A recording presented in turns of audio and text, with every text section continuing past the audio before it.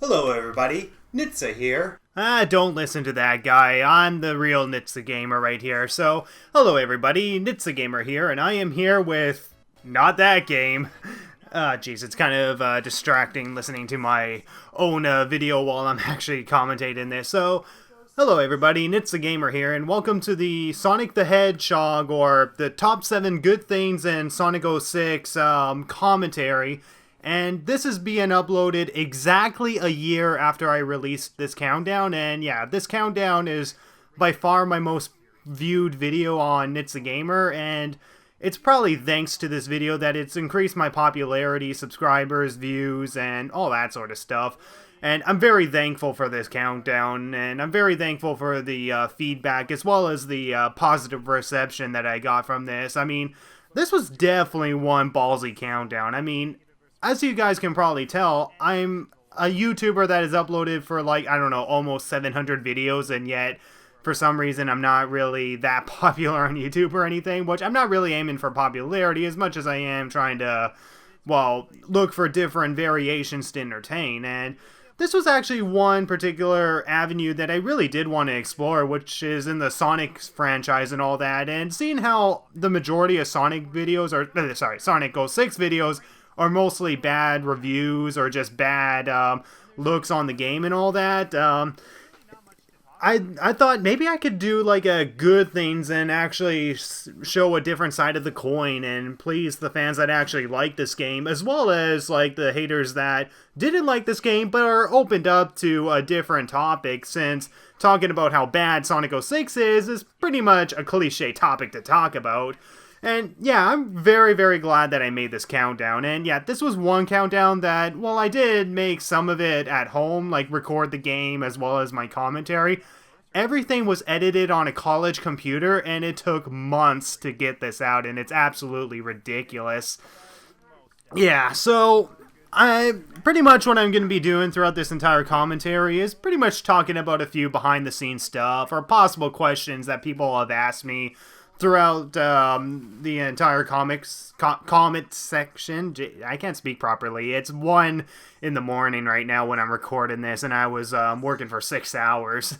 Yeah, so yeah, this is one of the few moments where I really take the jokes to my advantage, because if you really watch a lot of my old Let's Plays from the Super Mario 64 Let's Play, or even the Sonic Adventure DX LP that I did, I'm kind of like, so bored and all that. Whereas now, I seem to be improving my commentary, and I seem to have a good habit of bringing on sarcasm or satire and all that. And a lot of that inspiration does come from certain countdowns that I have seen, as well as one inspiration of the Nostalgia Critic. Like, I know one person was comparing me to the Nostalgia Critic, and I'm just going to say this. The inspiration for making me do a good things on Sonic 06 was because the Nostalgia Critic did a good things on the Star Wars prequels. There, that's part of the inspiration of why I created this countdown. But with that said, I really love this opening. I mean, for such a basic opening, I actually really love how this is all pieced together, and it's definitely a lot more pieced together than what I have for my Sonic Boom Rise of Lara countdown. Like, if you watch my first teaser trailer, you'll actually see that the way it's pieced together is kind of for the most part, because the cutscenes in this game, again, Sonic 06 is a horrible game, but it just has a beautiful scenery and all that, as well as really good cutscenes, which I will definitely say is quite a good aspect of this game. Where Sonic Boom Rise of Lara, well, some scenes are done okay. The graphics are so PlayStation 2-ish that it doesn't hold up to a 2006 game, for crying out loud. And yeah, at least at the time. I mean, yeah, a lot of these graphics are pretty dated to what you would see nowadays. But at the time, they were pretty good and all that. And yeah, so this was my number 7 point, which was the different stages. And the point I was getting across here was that the gameplay itself is absolutely terrible, whereas the visuals themselves, for the most part, are actually pretty gorgeous to look at. And I'm not going to act like every single aspect is really good, as seen here in this final retail game scene that I took from Blaze Hedgehog's YouTube channel. it does have a beautiful scenery, but at the same time, just not the best payoff, which is kind of why this is, like, number 7 on the list. Yeah. Seriously, that stiff animation. How did they think that was gonna work? Oh, and I'm so hypocritical about stiff animation that this is so pathetic. This was my first attempt at animation with Adobe Premiere, and yeah, you can tell it's pretty damn basic. And one person was asking who was the voice actors for those 2 logos, and they're both me, in case you're wondering. I didn't have any other voice actors to voice any of the characters, and in fact, the only guest stars that I do have are the 2 people that do react to my number 5 and number 2 point, Miles Cod and his girlfriend, when I get to my number 5 point, as I will show later on. And no, it's not that beautiful, Silver, but then again, he hasn't really seen this before because he's been living 14 years in a very crappy future, so yeah, that's bound to be beautiful regardless of how it's not beautiful to us. So yeah.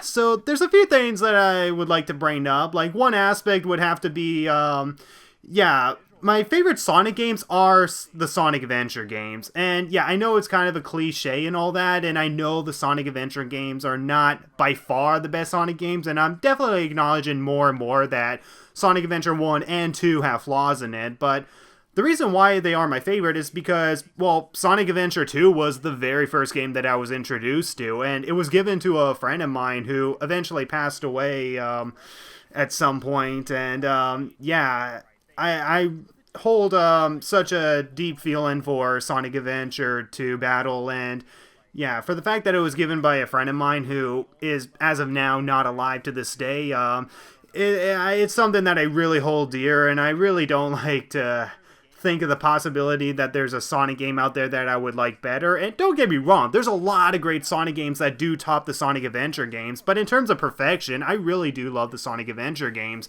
I mean, I totally acknowledge that the cutscenes in both games are pretty good, but have serious issues, where the first game has basic stances and the second game has terrible sound mixing, but I don't let that distract me too much because, well, I'm invested in the characters and the story, so I don't really care.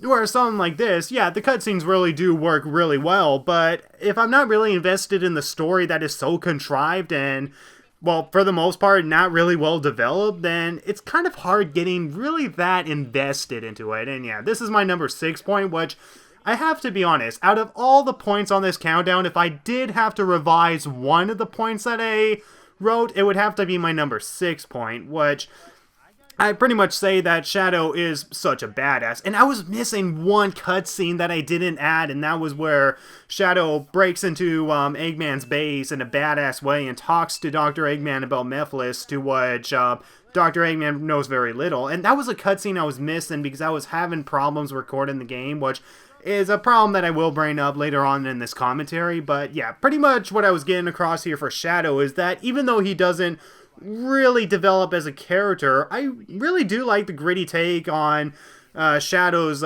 portions of the story and all that. Yeah, this was one moment where I was satirizing hypocritical criticism with Sonic Adventure 2 Battle, with like how most people were pretty much criticizing how Shadow the Hedgehog never really gives you a choice, and the last story pretty much gives you a final choice and all that. But in a way, Sonic Adventure 2 was like that as well, guys.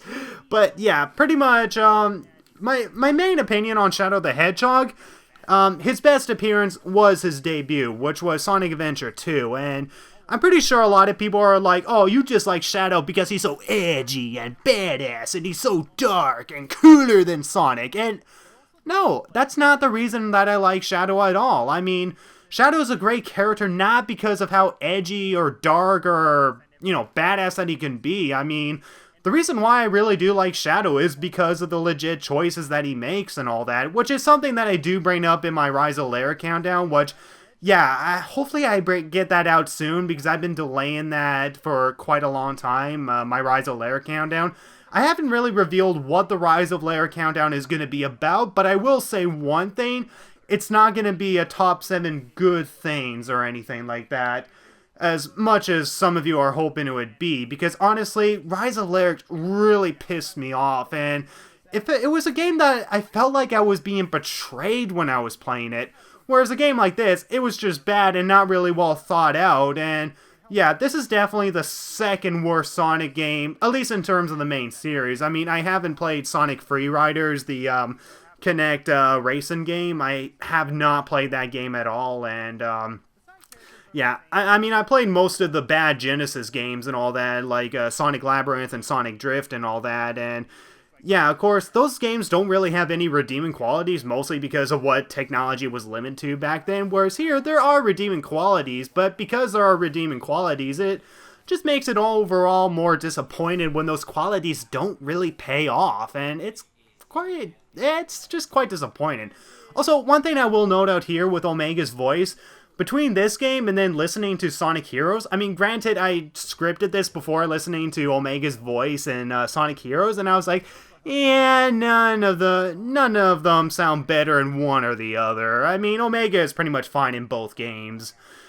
And yeah, all hail Shadow. One criticism that I was getting for my number one pick, again, if you haven't seen my entire countdown, then be sure to watch it before watching this commentary, but one criticism that I got was that I didn't put the soundtrack as a whole as number one, and the reason why I didn't put it as number one, even though the soundtrack for the most part is really good, is that the majority of it, while very memorable, is that if I were to say that the soundtrack as a whole is really good, I would be counting the entire soundtrack, and to be honest, there are certain tracks that I don't really find that good.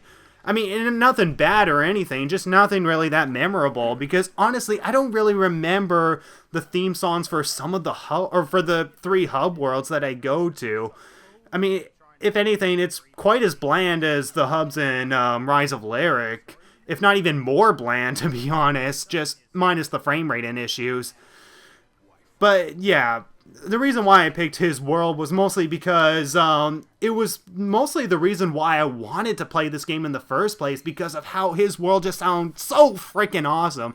And I'll bring it up again once I get to my number one point. But yeah, the reason why I like Shadow in this game is mostly because of his determination to fight against Mephiles. I mean, that last line that he was given, if the world chooses to be my enemy, then I will fight like I always have.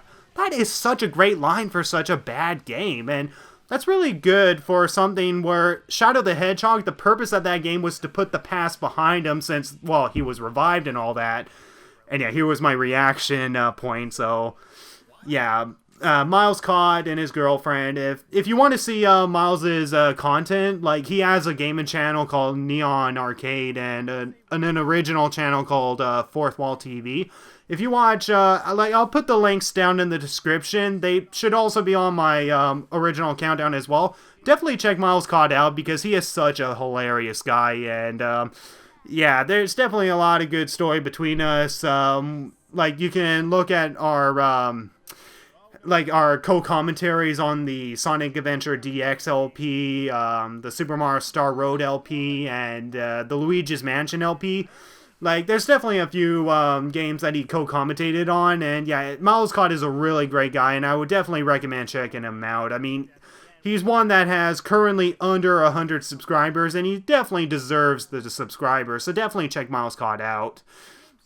Yeah, and what was I saying? When I'm going fast with these commentaries, I feel like I'm skipping over something, but I gotta say, this opening cutscene could have been its good point. In fact, if I had to make a good point, this would probably be number 8 or something, because this opening cutscene is actually freaking gorgeous, and it sticks true to Sonic's personality. Silver's appearance is mysterious, and Elise, for the most part, seems like an interesting character and all that, until we find out that she's just a damsel in distress worse than Princess frickin' Peach. Oh, sorry, but yeah, that opening cutscene is really damn good, and for the most part, I know a lot of people compare it to Final Fantasy and all that, which, to be honest, is a series that I haven't played, but honestly, if you're really gonna compare, like, something to another franchise, then there really is no point, as there's always gonna be a reason to compare something to another franchise, such as Guardians of the Galaxy. If you compare it to Star Trek because of alien hybrids and all that, and for the fact that there are aliens that are having an interspecies relationship, which, yeah, speaking of which, there's an interspecies relationship here, but I'll get to that when I eventually get to that, and yeah, again, another satirical, hypocritical criticism that I satirize here. Thank you, and the head. That I really love when I satirize hypocritical criticism. Yeah. But yeah, the relationship between Sonic and Elise, damn, I keep feeling like I'm skipping over something. What else? Yeah, okay, the relationship between Sonic and Elise, again, I do think their companionship, for the most part, is actually pretty good. Nothing great, but it is good. I mean, in fact, there's definitely a few points that I will actually bring up that I never really brought up during my number 5 point. And one of those is that Sonic and Elise, for the most part, well, Elise doesn't really do much except for the few things that she does do. There is a little bit more to her character that you gotta really analyze to really know what the true intention for Elise really was for. I mean, with someone like Sonic, Sonic is supposed to be a character with, a guy. I love this part. This was something I never had scripted, but, I was gonna haunt you in your sleep. Okay, just take those 2 maids that she has and just go, come play with us, Elise. It would just be funny. But, okay, anyways, as I was talking about, Sonic is supposed to be a really fun character with a cocky attitude, a love for adventure, and even some guy who really loves to, make other people feel better, even though sometimes he can, again, be cocky for the most part. But yes, even though Sonic's personality is pretty damn bland in this game, in fact, more blander than Shadow and Silver, I will definitely admit the cutscenes between them, particularly the one in the plains as well as in the middle of the forest, where he's pretty much telling Elise to just smile and all that, just be opened up to adventure and smile, that's legit good stuff, and it's stuff that doesn't further the main story, but is a really nice touch to our main characters to just let them breathe and let all this crisis, just be on the side, give them a break, give them something to talk about, and it's something that is good intention to develop their character further, even though, yeah, they don't really develop the characters that much. I mean, Sonic is bland as hell, Elise is bland as hell as well, but I do appreciate the attempts that they try to make, but really, this contrived storyline just makes it hard to really care for this character, and again, the voice actress for Elise is really good and all that, but yeah, I mean, if you're gonna find out that your father is dead, I'm pretty sure this is exactly what's gonna happen. I mean, if you're a 7-year-old kid, no, you're gonna cry. You're definitely gonna cry. No, it just does not work that way. I mean, teenagehood is mostly the age of depression. Like, usually a lot of people who go through depression, usually it happens around teenagehood, and for Elise to not really go through that, throughout most of her teenagehood. I mean, if you look on the Sonic Wikipedia, she's 17 in this game, and yeah, it's just something that you don't buy. No emotion, no reason to cry for 10 years. No, that just does not happen at all. But at the same time, there's one thing that I will admit that I do appreciate about this game's attempt is probably an arguable reason on why she kissed Sonic, and that, in moments like this, she's trying to avoid any kind of emotional tension by looking away from Dr. Eggman, which is something that we really do in real life. But if you think about it, the only connection that she's really making to throughout the entire game is, well, Sonic.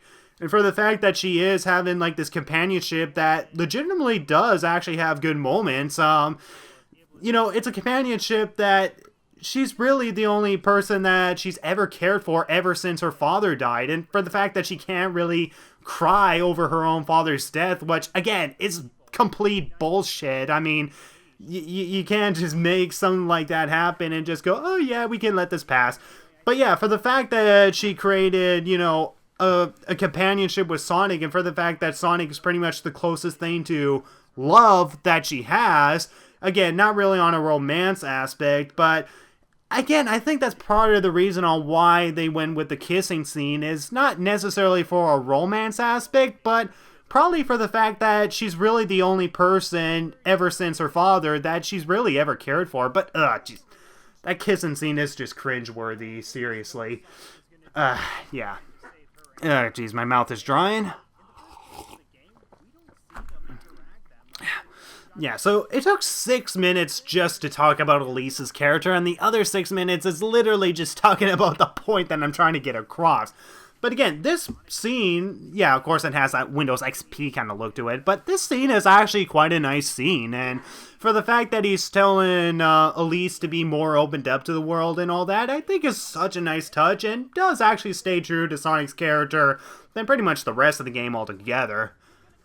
And there was a scene that I never filmed in between that where Sonic goes, "Watch out, you're gonna crash, ah!" And I was gonna have 2 Japanese guys if I could probably get them from my college, which, yeah, there was no Japanese people throughout her entire school, which was surprising. And I was trying to create a scenario where you had this one animator that was animating the scene, and then the other Japanese guy slaps him in the back of the head and goes, "No, more wider mouth." And yeah, it was a missed opportunity joke that was scripted, but I never filmed. And yeah, there are deleted scenes from this countdown that I might upload sometime in the future, because there's definitely some key points that I never got to explain fully because of the, how long I made this countdown, which, yeah, by the way, I never really intended this to be literally an hour-long countdown. I mean, yeah, this is like literally an hour-long countdown, and that was something that was just by pure luck. That was no intention whatsoever. I mean, I was really only intending this to be like a 42-minute countdown, and for the fact that it was like over an hour, I did have to cut a lot of stuff out. But again, this was my first countdown. Actually, no, this was my second countdown since my first countdown, which was the top 15 South Park episodes between seasons 1 to 4. But because of the copyright disaster that happened in December 2013, the video eventually got flagged and blocked globally, which, yeah, I don't know if I'm gonna reissue that video and put it back up on the internet, because, yeah, Viacom is such a bitch when it comes to copyright issues. Yeah. A lot of people find that laugh creepy between Sonic and Elise, but honestly, I didn't really mind it that much. Now, am I honestly saying their companionship is written perfectly? No. I mean, yeah, there is some legit good companionship between these two. I mean, between the responsibilities with Sonic going up against Dr. Eggman and Elise, pretty much trying to conceal her burden on the inside while protecting her people. I mean, that is a lot for a character to go through. But yeah, it doesn't help when you have both of the characters being bland characters. But I think because they're both bland characters, it definitely works in a way because, well, it does create some legit companionship between the two. And yeah, I mean, if Sonic was like, you know, the best character in this game and Elise was like the most blandest character, then yeah, the companionship wouldn't really work well because it doesn't really sink in. And the thing that doesn't really work about them having a relationship is that they're not like their own polar opposites or anything. And that's one thing that I think would have been great, is that if they did have some sort of polar opposite, which in a way they kind of do, where Elise is not really open for adventure and Sonic is, but that's really more of a, like, activity that you kind of like to do rather than some sort of dilemma or something. And yeah, it's just absolutely ridiculous. Just, I mean, for a relationship, it doesn't work. But for a companionship, it kind of works. And it does have legit good moments. And yeah, this was my favorite joke to write on this countdown. My father's sin, and I wish to talk to Sonic once again.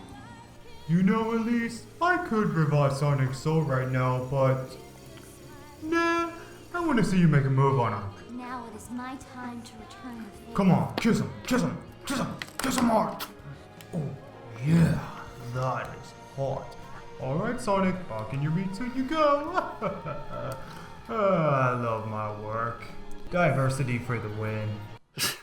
Yeah, out of all the jokes in this countdown, that was like my most absolute favorite to write, and I'm surprised that not many people commentated on it, saying, haha, that was funny or all that. I mean, I think only 2 people actually did comment on the God joke that I made, and The one person was like, I love the God part, and the other person was like, hey, don't offend God like that, man, which I wasn't offending God. I was just showing that God supports diversity and all that, which, yeah, if it was like a gay couple marrying, I'd probably do the same joke again. But yeah, the idea that I think God would be kind of careless about an interspecies romance. I mean, not saying that I believe that, religiously it doesn't really count and all that. I'm just saying that in terms of, like, a fictional realm, an interspecies romance shouldn't really matter. I mean, yeah, I don't support bestiality whatsoever, but for the fact that this is, like, assumed to be as bestiality, kind of is... It's more of a joke than it is a legit criticism. I mean, if anything, it's more of an interspecies romance. I mean, when you use the word bestiality, it just sounds more like, rape or something like that. Whereas interspecies is something like, a relationship between, I don't remember the character's name, but it was, I don't even remember the actor's name either, but it was one guy who was, like, one of the commanders or whatever from Guardians of the Galaxy, and he comes home to his pinkish wife with a tail and all that, which, yeah, is a romance that you don't know much about, but you kind of just accept because you do believe they're kind of in love and all that. Which, again, I'm not saying that I really support this because it doesn't work as a relationship, but really, the bestiality excuse is, again, more of an excuse than it is a legit criticism. I mean, if anything, I think how something like this would actually work as a negative criticism is something that's a little more complex and detail of character as opposed to, if they're gay characters, then I must be completely homophobic to them. I mean, you kind of know what I mean. I mean, I'm not comparing homophobia to I'm not comparing gay people to bestiality whatsoever. I mean, they're completely different people, and I know that a lot of people really get pissed off when you try to compare the two together, and I'm not comparing the two. I'm just basically saying that in terms of, like, a interspecies relationship, it's just a relationship that doesn't work character-wise, as opposed to, it's a hedgehog and a human kissing, I must automatically be discriminated for it, and whatever. Again, it comes off more as a joke to me than it does a legit criticism, if anything. But in terms of the companionship, it does kind of work, and it does have legit good moments, and the more comments that I get in the comment section, it actually does raise more and more stuff on how, such a companionship can work between Sonic and Elise. And yeah, it's a relationship that failed, but in terms of a companionship, it does have some good moments, but overall in a game that is pretty bad. Yeah, we get to this point where I'm talking about Amy Rose and how people are polarized on her. Like, I have this one friend that I was talking to while developing this game, and he said that Amy Rose is his absolute hated Sonic character. In fact, he actually goes by the name of Maverick Hunter 075. You can look him up, and God, this was probably the most controversial joke aside from the God joke, but yeah. He stated that Amy was, like, his most hated character, and yeah, he did make a countdown on his most annoying characters, and yeah, the reasons for him hating Amy is, well, the same reasons that I listed before, is that she was a damsel in distress, and she's constantly annoying because she's constantly trying to seduce Sonic into falling in love with her, which, yeah, I will definitely admit, it got pretty old, and once Sonic Boom came around, I mean, they downgraded her character in Rise of Lyric, but they ironically updated her in the TV show. I mean, the Sonic Boom TV show I actually do really like, and you can watch my Sonic Boom vlogs to find out more on what I think of the individual episodes, but Rise of Lyric as a whole, which I did do a blind Let's Play of, is terrible. Rise of Lyric is terrible. Worse than Sonic 06. Yeah. And yeah, this was pretty much when I was trying to bring up good virtues on what Amy is doing and how much of an impact that she can have on people for using, peace and reasoning and all that. And this was one thing that I think was really great with Amy's character. And for the fact that it's not exactly the same between Silver and, of course, these two characters, Gamma and Shadow. Like, with Shadow and Gamma, there's a similarity to how she reforms them, whereas when she tries to do it with Silver, he doesn't get convinced right away because his main focus is to try to save the world that he's pretty much lived with in his entire life and all that. So for him to go back to it, I think is a lot more realistic than just going, oh, what have I been doing this entire time? I must switch sides. But granted, again, it's much more better. The Adventure games is a million times better than this. And again, they're my favorite Sonic games. But yeah, the connection between Amy and Silver, I think, legitimately works because they are their own polar opposites. I mean, Silver, like, I'm really glad they didn't make him a brooding, whiny character or anything, or try to make him as dark as Shadow. I mean, if anything, they kind of found an in-between ground with Sonic and Shadow that I think legitimately did work and all that. I mean, yeah, it doesn't really pay off because they erased the timeline from existence, but yeah, for the most part, I think Silver's character does work, and I think Silver is probably the best character in this entire game, as he is the number 2 best thing in this game, in my opinion. But yeah, in terms of Amy Rose, I wouldn't say she would make it in my top 5 favorite Sonic characters, but she would definitely make it in my top 10. But yeah, for those of you who are like, seriously, is there anything good about Amy Rose? Come on, guys. I'm not sure if people just hate her because they're just being sexist, or if they're just sticking to that one personality as the main reason to hate her. I mean, if you take someone like, Charmy B or whatever, I mean, I hate Charmy B because he's so freaking annoying. I mean, yeah, he's a kid and all that, but there's not really that many redeeming qualities about him because, well, aside from being a hero, he doesn't really do that much that makes a huge impact in the Sonic universe or anything. But I will definitely say he does fill the void of Team Chaotic. I mean, I do like Espio and Vector the Crocodile. And for the fact that Charmy's like their exact polar opposite, again, it actually adds 2 sides of the coin that makes Team Chaotic such a whole, and for the most part, really fun characters to follow, even though you don't really like them that much in Sonic Heroes in terms of, like, their gameplay and all that.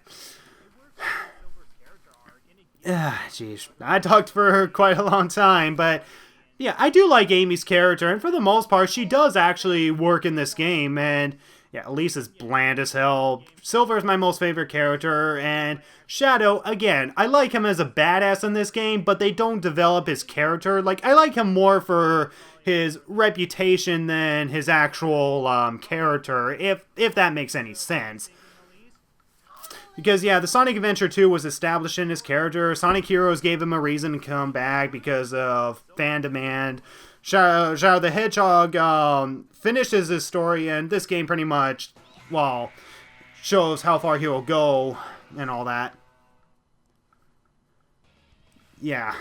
Okay, that was a commercial break right there. But yeah, Shadow's character for the most part, again, I think is a really great character, and he's definitely in my top 5, but yeah, I don't like him because of his edgy personality or how dark and cool he is, but mostly because of the choices that he makes in such a dark and harsh situation, which, when they introduced him in the Sonic Boom franchise, I was like, well, how can they show more of his character, considering they can't really show dark elements in something that is, meant for kids. Now, granted, I have not seen the last Sonic Boom episode 52, so I can't really say much about Shadow in episode 52, since I'm only at episode 23 in terms of reviewing the Sonic game, or the Sonic Boom episodes. But yeah, I absolutely despised him in Sonic Boom Rise of Lyric. I mean, it just missed the point of Shadow, and if anything, it was kind of like, oh, this is what a fan interprets, so this is pretty much what we're gonna show Shadow as. Just a whiny little bitch who pretty much wants to prove he's stronger than Sonic. Which, okay, guys, I know Sonic is a rival to Shadow, but there's never really a moment where they were really just proving themselves better, as opposed to just, Sonic fighting up against Shadow because he's doing something bad, and Shadow has to fight up against Sonic because, well, he's destroying any chance to fulfill Dr. Gerald Robotnik's evil plans and all that. So, if Sonic is going to get in the way of General Robotics' evil plans, then yeah, he does come off as a legit threat. So yeah, if anything, it's for identifiable reasons as opposed to just a black and white reason, or black and blue, for that matter. Yeah. And yeah, this is where I talk about Mephiles the Dark, who, yeah, is definitely the best villain in this game and has a good reputation for a villain. And yeah, I really wish that I had a child actor or something to do the voice of Mephiles, because that was terrible. Yeah. And yeah, in terms of Mephiles the Dark, I really like how this is a villain that tries to manipulate and deceive our heroes, so that way they feel more guilty when eventually Solaris arrives or whatever. And yeah, for those of you who are like, why couldn't he just reunite himself with Iblis and all that, there are some people that brought up some good theories why, in that, for one, they have to coexist in the same timeline, which is why they couldn't combine in the future. But even if that was so, the other theory is that he needed all 7 Chaos Emeralds, which, yeah, I don't know where all the 7 Chaos Emeralds are around the time when he eventually does get them. Like, how does he get them all? Because I don't think he had all of them, and yeah, that was like a continuity error, because I think he only had 2 and Shadow had 1, so how the heck did he get the other 4? Again, this game has a lot of plot holes and a lot of problems, so it's really no point of trying to analyze it if you can't really fill in the void. But yeah, in terms of like some of these evil characters that pretty much just want to rule just for the purpose of power and destruction, Mephiles does it, that way as well, but he does a clever way of manipulating our heroes, so that way they feel more guilty for themselves and all that. Which, yeah, he wastes their time not for the purpose of because he's an evil idiot or anything, but because he's trying to make them feel guilty, so that way they lose all hope. Because hope is eventually what drives our heroes to eventually collect all the Chaos Emeralds and eventually revive Sonic. I mean, it's the hope that he's trying to get rid of and all that, and eventually take away from our heroes. And yeah, that's mostly the main reason why I think Mephiles mostly wasted his time throughout the entire game, is because he was trying to make our heroes feel hopeless. And for the fact that Silver never does succeed to kill Sonic himself, he does actually realize that, yeah, Sonic is not really the main reason and all that, but I know why he wanted me to kill Sonic, because if I kill Sonic, then that's going to make Elise cry, considering the connection between the two. And yeah, again, since Sonic is really the only person in her life that she's really ever cared for since, well, her father's death, that does actually give her a legit reason to cry with their companionship that they've been developing through the entire game and all that. And yeah, again, it's not well done, and there's billions of plot holes in this game, and again, it connects to such a contrived story that seems very fan-made. But again, I'm trying to find the good aspects of this game, because, yeah, for those of you who are like, oh, I'm doing good aspects of this game, which means I'm starting to like this game even more and more, well, I can definitely say that I'm appreciated for what this game could have become, and for the fact that a lot of people in the comments are pretty much, telling me, their theories on why this happens, or why, this plot hole, or why they like it, and I really like reading the comments, as it really does show how it can have such a huge fan base. Yeah, that censor joke was definitely the worst joke in the entire countdown. I added that at last minute as well. Yeah. But yeah, as I was saying, I really do appreciate the comments that you guys are leaving on my countdown, because I do read all of them, and it really does actually help me, think more about what potential this game has and why such fans can actually like it. I mean, if anything, the only thing that I need to find out more of is why the hell would people even like Sonic Boom Rise of Lyric? There's like no freaking redeeming qualities in that game. And if there are, there's just very few. But again, wait for my Sonic Boom Rise of Lyric countdown, as there are variations that I will tackle in that topic, and not just bad things. Yeah, Mephiles is a pretty great villain in terms of manipulation and deceiving, but is he the best villain in the entire Sonic series as a whole? No, not really. Okay, this is actually one interesting point. Okay, when Miles was spitting his water on his girlfriend, like he sent me the two different shots where she and him pretty much, raise their weapons, and then he's like, okay, that should be it. Oh, no, wait, gotta go and get a drink of water. And then what I pretty much scripted is, have him and his friends, in which it's just him and his girlfriend, stand together and pretty much just react in some sort of way, and just have one person spit out the water and go, what? And for the fact that he ends up spitting it on his girlfriend, that was something that I did not even script for him to do.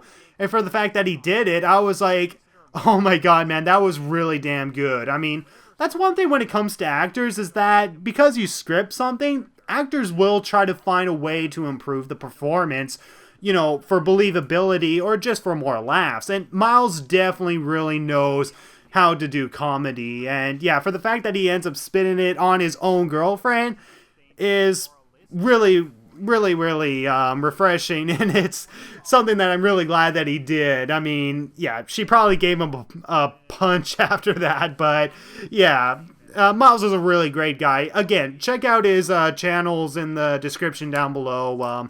Fourth Wall TV and Neon Arcade. And Neon Arcade, he also does games with like 3 other guys as well. And I don't know if his girlfriend has done any gaming videos with them, but yeah, it's pretty much him and 3 other guys that I pretty much don't really know.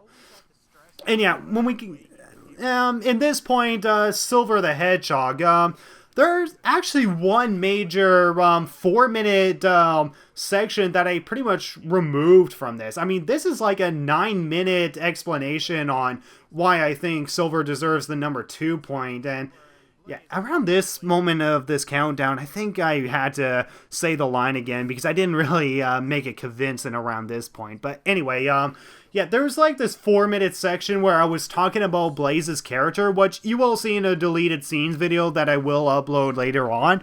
And it's pretty much how I'm pretty much ranting on how the heck can she even exist in this timeline. I mean, for the fact that she exists in this game, but she has a different story in Sonic Rush, just is so damn inconsistent. It's practically like, just ignore that she was ever in this game, because, yeah. And it's such a shame, because even though she doesn't spend too much screen time with Silver in this game, they do have a believable friendship and all that in the future time, and that, she's more focused on getting the task done, where he's more focused on getting the task done as well, but he's more opened up to the possibilities and all that around him. And a character like Amy Rose, who is his exact polar opposite, makes him realize how there's different moral values in the past. I mean, say if you were to take the world of The Walking Dead, for example, and say that's a world that you had to live in for 100 years, and there's still insane people and walkers walking around and all that. That's a life that you're mostly used to, and you're technically not broken or insane, as you're pretty much born into that life. But yeah, one legit criticism of Silver was his voice actor, and I thought his voice actor was pretty good in this. What was the voice actor's name? I forget his name, but I know I will mention it later on. But yeah, the voice actor in this, I think, is actually pretty good, and I think he does show that determination, as well as that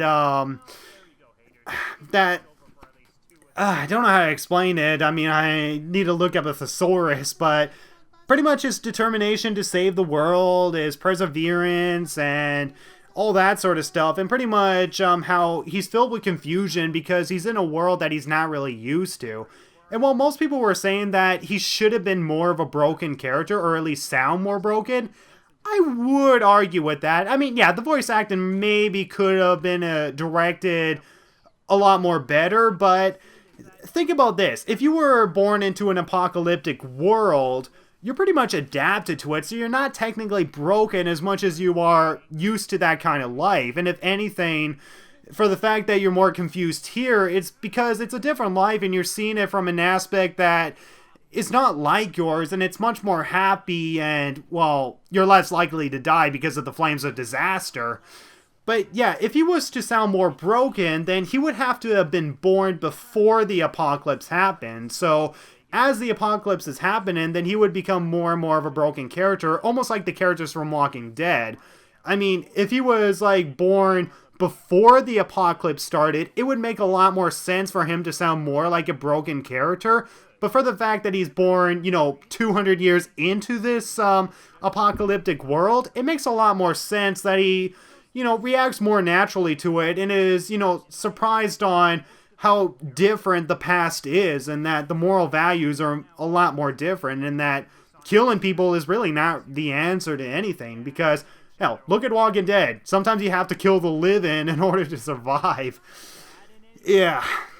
And that's pretty much a life that Silver has been used to. So for the fact that he's not used to how the past used to be much more peaceful and all that, makes a lot more sense in my opinion. And again, he learns moral values in the past, which really does develop his character. And the connection with Blaze and Amy works for the most part, as Blaze never really learns anything about the past aside from we just have to get the mission done and all that. And again, Amy's like the polar opposite of Silver. So for the fact that Silver, gains more of a reason to be more remorseful and all that, a scene like this with the ending of Blaze legitimately works, and he actually does sound a little bit broken in this last scene. Like, it's at a certain moment where he's like, I wouldn't know what to do without you, and he sounds legitimately broken in that scene. I mean, take a listen. I mean, it's about to appear. I can't. I wouldn't know what to do without you. You fought alongside me to save the world.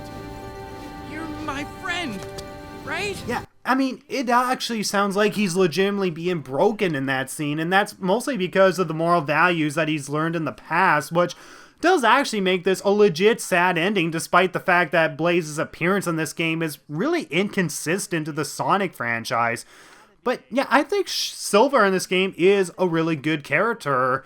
It's just, it really sucks that by the end of the game, he pretty much has no purpose at all, as everything in the game is erased, and his later appearances, for the most part, are pretty much just, we'll just make him a rival to Sonic, or just a character that will appear on the side. And it's such a shame that they would erase this development that I think actually does legitimately work. Again, it's connected to such a contrived story, and I said the name there, I didn't catch it, but yeah, that guy, he does a good job, guys. I mean, yeah, he should sound broken in some parts, but again, I think he does sound broken in just the last bits of the game, which I think legitimately does work.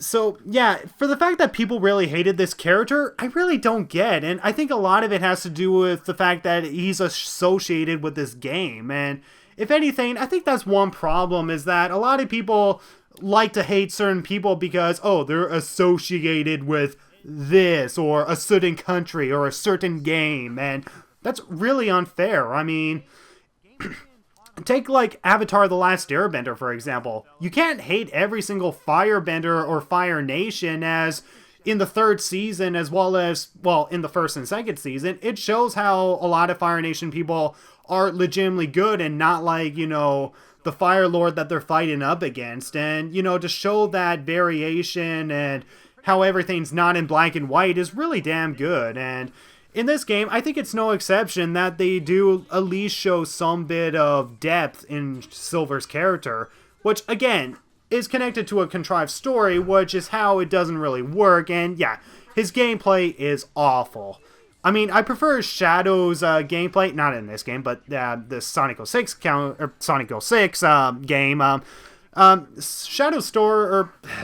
Shadow's gameplay works better for me, mostly because, he has acrobatic skills that I really think, for the most part, is actually really easy to handle, even though, it is very glitchy.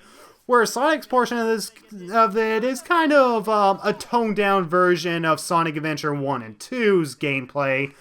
And Silver's is just slow as hell, and his telekinesis is such a pain to deal with. And yeah, the rest of the side characters, for the most part, there's very few that I remember how their gameplay really worked out, but for the most part, they're kind of bad. again, the gameplay is like the worst part of this game. And yeah, for those of you who are like, oh, come on, glitches should not really bother you and all that. And I would make the argument because it's kind of like saying, oh, this food is burned and the potatoes are a little hard, but I'll just say it's okay. Ugh. I mean, you get my point. I mean, you're supposed to be convinced that this kind of world is real and that you can be invested in it and that you feel like you're achieving something. And if you're trying to go around a bug or glitch, you're not really achieving it as much as you are avoiding like the raw parts of the chicken or the burn aspects of your baked potato, you know. I mean, you shouldn't really be eating that kind of stuff. Like, you can be forgiven, which a lot of people are, but yeah, I'm sorry guys, glitches in a game does not make a game good. Now, don't get me wrong, there's a lot of great games that have a lot of glitches. Like Ocarina of Time, which is my favorite game of all time, has a lot of glitches, but a lot of the glitches you have to really perform in order to make happen. And even some of the glitches that do happen never really become that much of a distraction because they never really get in your way. Whereas in something like Rise of Lyric, as well as, well, this game, Sonic 06, they do get in your way, and that shouldn't be allowed in a world that you're trying to get invested in. I mean, how can you get invested in something that's going on if you have, like, something distracting you? I mean, again, it's kind of like you're enjoying a meal. You have to enjoy it without thinking of the fact that it was cooked at all. So for the fact that you're tasting, you know, meat, and then you have, like, a raw piece or a baked potato and, like, you know, a part of the potato is really burned or too hard, I mean, that shouldn't be accepted. I mean, try to give that to Gordon Ramsay, and he will say it tastes like crap. Actually, he would use a lot more swear words than that, but yeah, you get my point. And yeah, my number one criticism of this countdown is that I didn't include the soundtrack as the best thing in this game.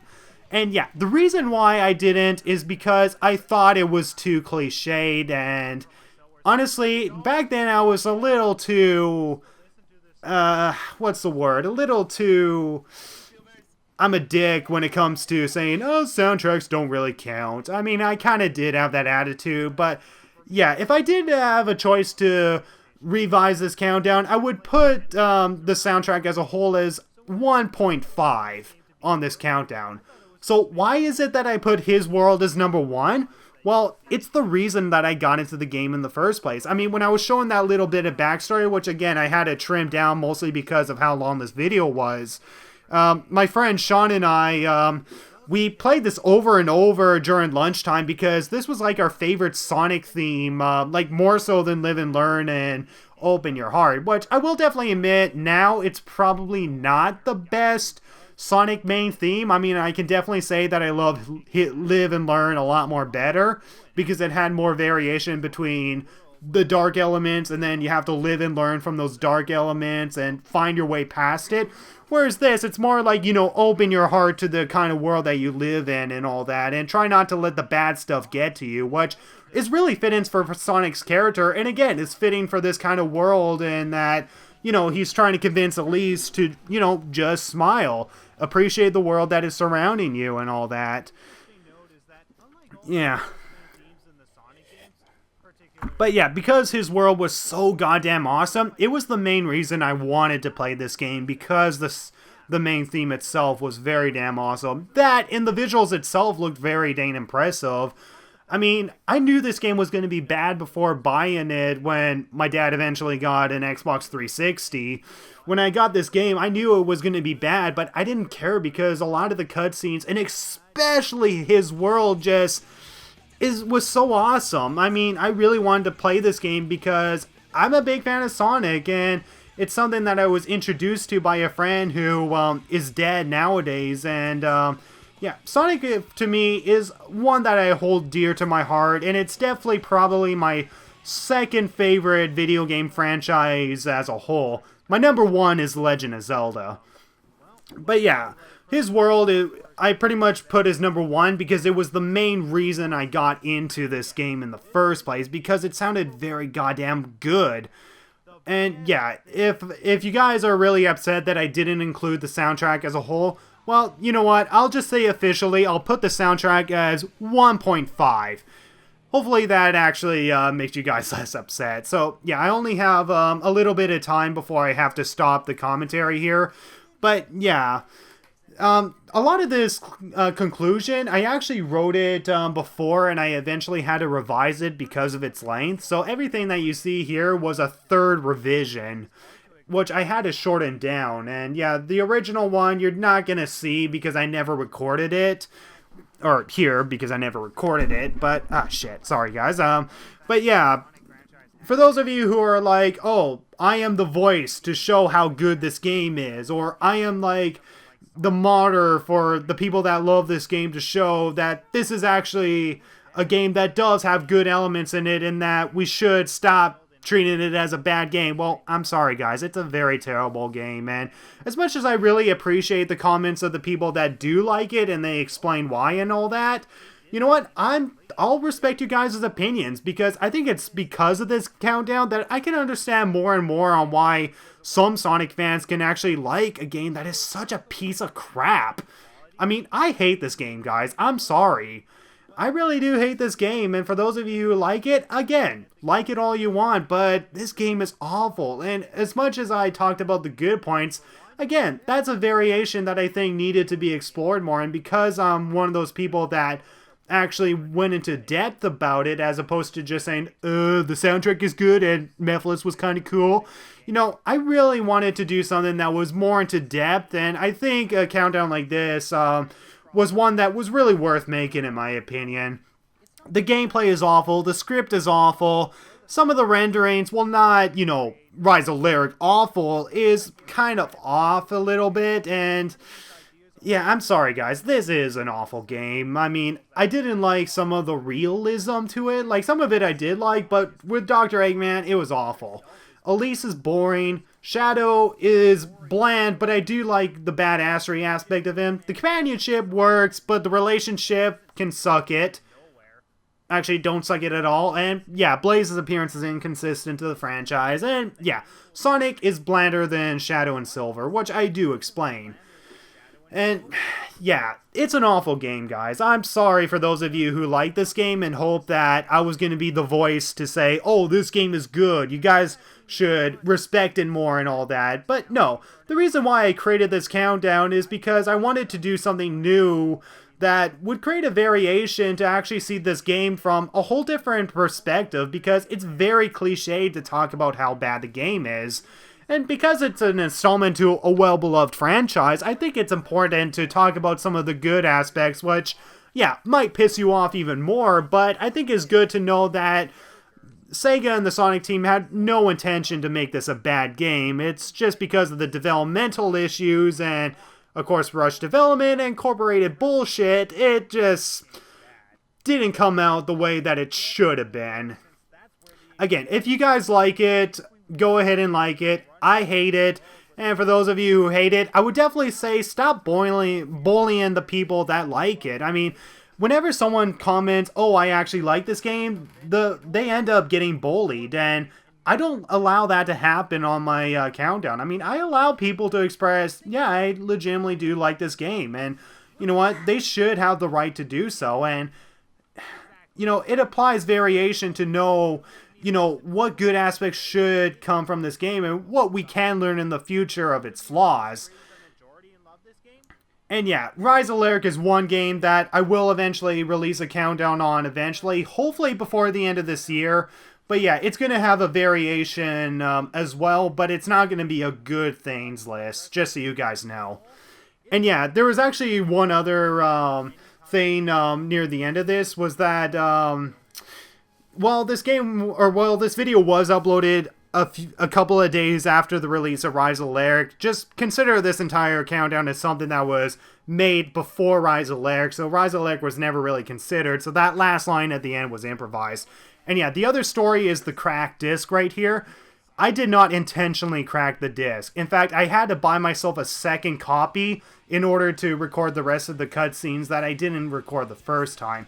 And if you want to see the backstory behind how that disc eventually got snapped, you can watch two videos entitled Off the Console, Resurfacing His Game, and Off the Console, Resurfacing His Game, Part 2. I'll probably post those links in the description, but you can see how the disc eventually got snapped. But yeah, it was out of pure anger, but not anger towards the game as much as it was just a scratched disc. So yeah, thank you guys so much for watching my commentary on Sonic, I was about to say Boom, Sonic 06, and yeah, I'm really glad I made this countdown, and be sure to stay tuned for my Rise of Lair countdown. So yeah, and check this guy out. He's really funny, he's really good, check him out. So thank you guys so much for watching this commentary, and I'll see you guys in another Nitsa Gamer video. Goodbye. Ah!